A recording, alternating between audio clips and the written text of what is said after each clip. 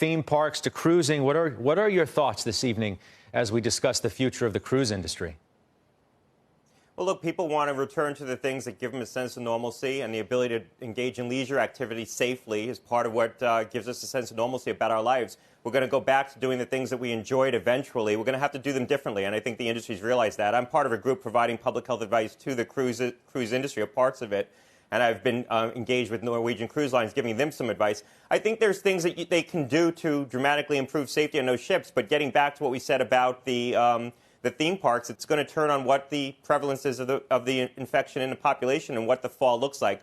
Are we going to have sporadic outbreaks that we can contain, and we're going to know where they are because we have good screening in place, or are we going to have another national epidemic? I'm hopeful that going into the fall, we're going to have much better screening in place, and we'll be able to know where the virus is and contain those outbreaks in cities and maybe even in states, and not have a national epidemic, and so the risk won't be so pervasive, and so we can go about some of these activities that we enjoyed. But it's really going to turn on what the prevalence is. You think of a cruise ship, there's things you can do with UV light and disinfectants. You can test the crew. There's things you can do with the crew to improve safety. You can also do much more aggressive screening of the passengers getting on those ships, so it's a controlled environment. But, there's still going to be risk in all these activities. One of those activities is camp. We're thinking about that for our children this summer. They're hopeful of going. I want to read you something Governor Cuomo said today, get your reaction to it. Until we know what's going on with kids in this syndrome, we talked a lot about, of course, this syndrome that has stricken many children and how widespread it is. I wouldn't send my kids to day camp. Your reaction to that tonight? Well, look, I think a lot of these camps were headed towards opening, and then when this news came out about this syndrome, it really changed the calculus, people's perception of what the risk was to children. We still don't understand what that risk is. We don't know how many kids are getting infected, but that's what I think forced a lot of the camps to be closed. I'm not sending my kids to day camp this summer. We're gonna make mommy camp at home. So I think there still is risk to children, and I want to understand that better, and I want to understand how many kids are getting infected with this.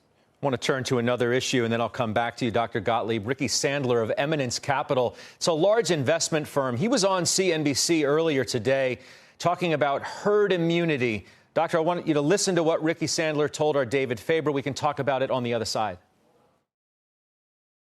While I respect the public health experts and everything they say about herd immunity or putting people to actually get the virus, but I would ask those public health experts, what would they say to the 24-year-old girl who says, I want to go to the concert because I want to go to dinner with my grandmother every Sunday night, and I don't want to do so without trepidation, and I don't want to do so having to test every single week.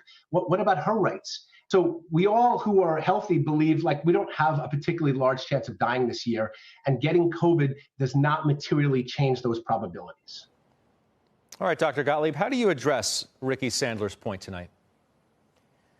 Well, look, we're a long way to herd immunity in this country, and there's going to be a lot of death and disease if we're going to get to herd immunity. You look at the seroprevalence studies, as I said at the outset, about 5% of the population has probably been exposed to this, maybe 20% in outbreak cities like New York at the very high end, 10% in Wuhan and Paris.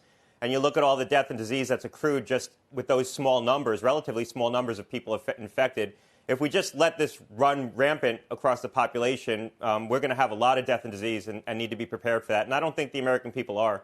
Because there is a growing voice out there that says, why not just open up the economy, protect the most vulnerable, and let people make their own decisions on what they're willing to do?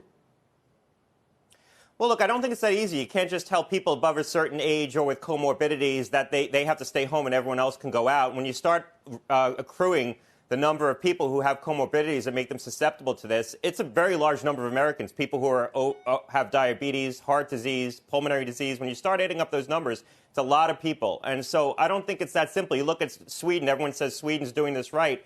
They're a long way from herd immunity, and they have the highest death rate per capita in Europe right now. I want to address one more thing. The Texas Governor Abbott today ending the 14-day quarantine for visitors to that state of Texas, from other states, including New York and New Jersey. I'm curious to your thoughts. You think that makes sense? Well, I think it does make sense at this point. The prevalence is going down nationally. I think one of the things that's an indication of it was what's going to happen in the fall when you have some states and cities that still are going to have aggressive measures in place in the tri-state area, for example, and other states that don't, and those states don't have outbreaks.